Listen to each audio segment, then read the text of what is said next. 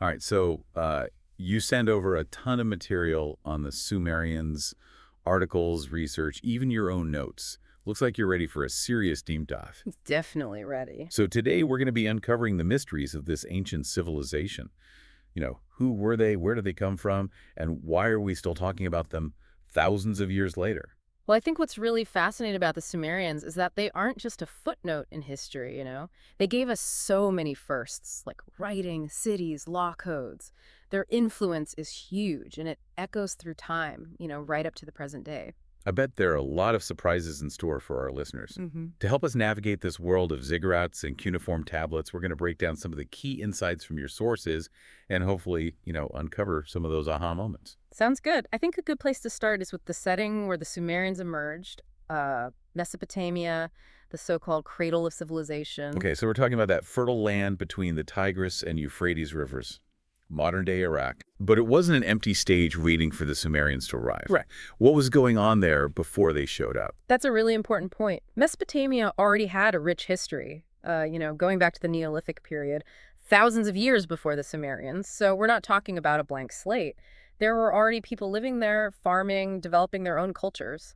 That makes their story even more intriguing. If hmm Mesopotamia was already bustling with activity, where did the Sumerians themselves come from? Your research mentions a few different theories. Yeah, there are a few schools of thought. One suggests they migrated from Central Asia, Yes. but that's heavily debated. Another proposes that they were indigenous to Mesopotamia, but that's unlikely for several reasons, especially when you look at the languages. So the language they spoke, it holds clues to their origins. That's fascinating. What's the third theory? The one that you think is most likely? Well, the most compelling evidence, both linguistic and archaeological, points to a migration from the Indus Valley, which is modern-day Pakistan and northwest India. That's a long journey.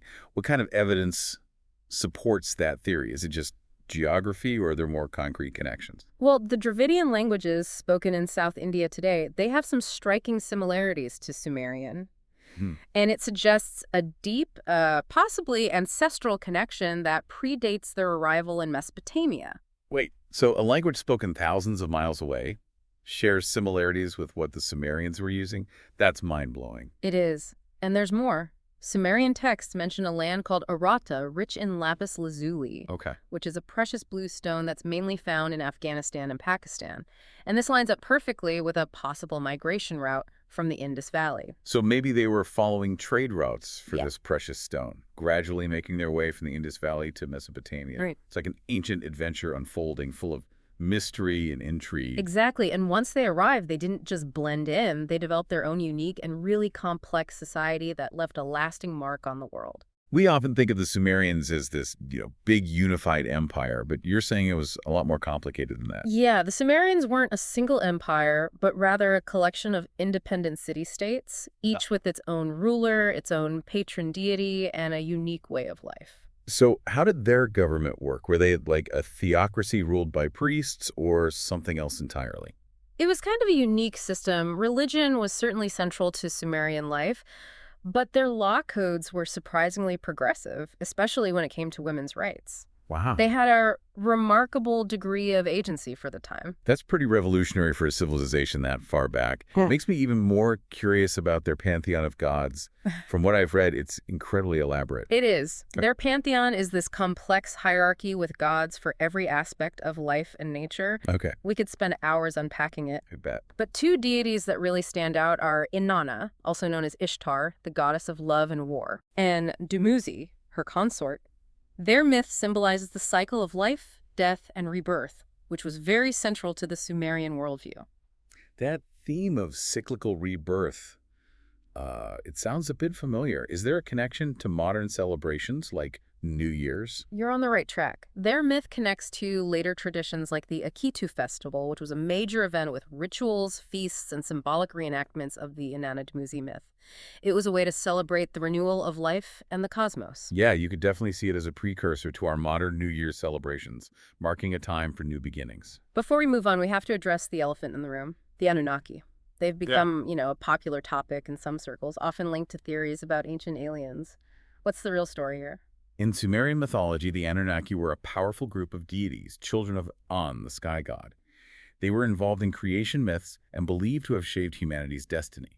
Mhm. The modern interpretation linking them to extraterrestrials is based on, well, misinterpretations and speculation, not scholarly evidence. So it's more about understanding their role in the Sumerian belief system, not about spaceships and little green men. Exactly. And speaking of stories that have captivated people for millennia, we can't overlook the Epic of Gilgamesh, one of the oldest known works of literature. Ah, Gilgamesh, the king who went on a quest for immortality. This epic really showcases the Sumerians' incredible storytelling abilities, right? Absolutely. It's a story that goes beyond its ancient setting and speaks to, universal human experiences. Hmm. Friendship, loss, the search for meaning, and ultimately acceptance of our mortality. Even after all these years, the themes still resonate with us today. It's incredible how a story from so long ago can still feel so relevant. What's also fascinating is that the epic wasn't limited to Sumer. It spread throughout the ancient world, Oh, wow. inspiring later literary works and showing just how far-reaching Sumerian influence was. And that influence extended beyond just stories, right? We were Yeah. talking about the Akkadians earlier, who were a Semitic people. For those who might not be familiar, could you explain what Semitic means in this context? Of course. In this context, Semitic refers to a group of related languages and cultures that originated in the Middle East, including Akkadian, Hebrew, and Arabic. Got it. The Akkadians rose to power in Mesopotamia after the decline of the Sumerian city-states. So how did the Sumerian culture fare during this power shift? Did it simply disappear? That's where it gets interesting. Sumerian culture didn't vanish overnight. Yeah. It continued to shape the beliefs, practices, and even the languages of these later civilizations, including the Akkadians. So their legacy wasn't just what they achieved during their time, but also how they influenced the course of history for centuries to come. Precisely. And that influence was surprisingly vast. Think about Anatolia, modern-day Turkey. Assyrian trading colonies and the Assyrians were themselves influenced by the Sumerians. They brought Mesopotamian culture, including their religious ideas, to that region. Hmm. And this had a huge impact on the Hittites and other Anatolian civilizations. And there's also that potential link back to the Indus Valley civilization that we discussed earlier. The possibility of a two-way exchange of ideas across such a distance is truly mind-boggling. It is. And there are some intriguing similarities between certain tribal cultures in India and Sumerian practices that hint at this ancient connection. It's like following invisible threads across time and continents, discovering these echoes of a civilization that thrived so long ago.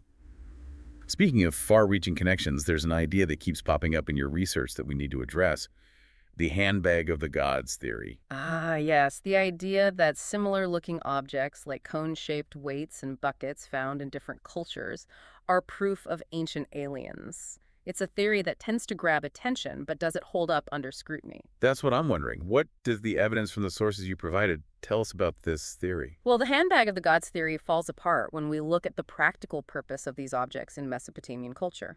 Cones and buckets were commonly used in daily life and religious ceremonies. They were weights, ritual implements, tools, not evidence of alien visitation. So no need to invoke extraterrestrials to explain a simple bucket. Not at all. We have detailed descriptions of how these objects were used in rituals, along with illustrations showing their practical applications. It's a good reminder that speculation without solid evidence can lead to some pretty outlandish conclusions. Okay, I'm convinced. Buckets are just buckets, even in ancient Sumer. But what about the Sumerians themselves? What ultimately happened to them as a people? They seem to have vanished from history.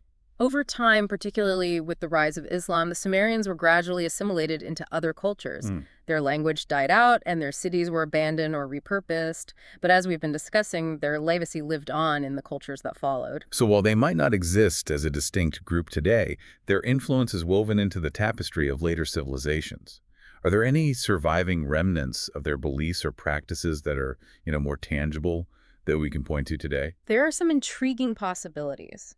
Certain Gnostic traditions in the Middle East, they might have roots in ancient Mesopotamian beliefs, offering a fascinating link to that distant past. And of course, there are the stories, like the Epic of Gilgamesh, that were passed down through generations, sometimes changing along the way, but always carrying echoes of that ancient world. It's a testament to the power of storytelling and the enduring nature of human experiences that these echoes can persist for thousands of years. It makes you wonder, doesn't it? If we can still see traces of a 6,000-year-old civilization in our world today, I mean, how much of our own modern life is shaped by like these echoes of the past? It really does make you think. It's like we're all part of this like ongoing story, with each chapter building on the ones that came before. Yeah. And speaking of chapters, I'd like to revisit the Great Flood myth, the Abu, as the Sumerians called it. Right. It's a story that pops up in so many cultures, but it seems to have, deep roots in Mesopotamia. You're right, and it's not just a mythical tale. There's actually archaeological evidence suggesting a massive flood event occurred in Mesopotamia around 3000 BC. This is where the work of Leonard Woolley comes in. Right, Okay. exactly. Woolley's excavations at Ur in the 1920s uncovered this thick layer of silt and debris Oh, wow. that pointed to a catastrophic flood. While the extent and cause are still debated, it's clear that a significant flood did happen, likely leaving a profound impact on the people who witnessed it.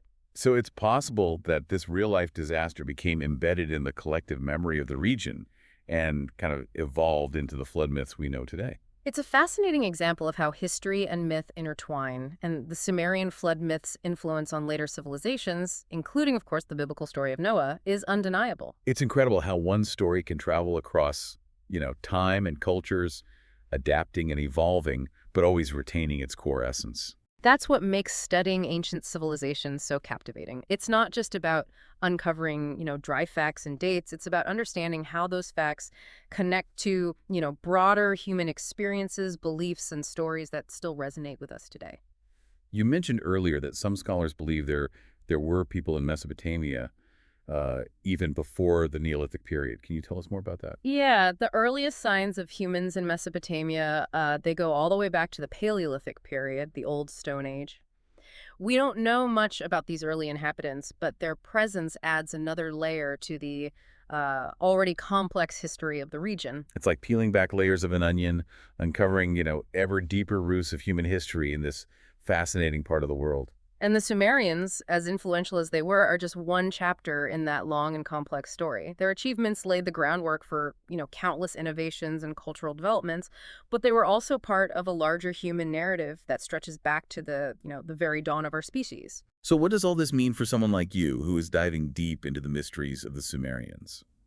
It means that the Sumerians, while fascinating in their own right, offer a window into a much larger and more profound exploration of human history, culture, and the enduring power of ideas. It's a good reminder that we're all connected across time and cultures by these shared experiences and the stories we tell ourselves about the world. And as we uncover new discoveries and re-examine old assumptions, we're constantly refining our understanding not only of the past, but also of our place in the grand narrative of humanity. I love the grand narrative of humanity. It perfectly encapsulates what makes these deep dives so rewarding. And sometimes the most insightful discoveries come from challenging conventional wisdom and exploring alternative perspectives. Hmm. Remember those, debated theories about Sumerian origins?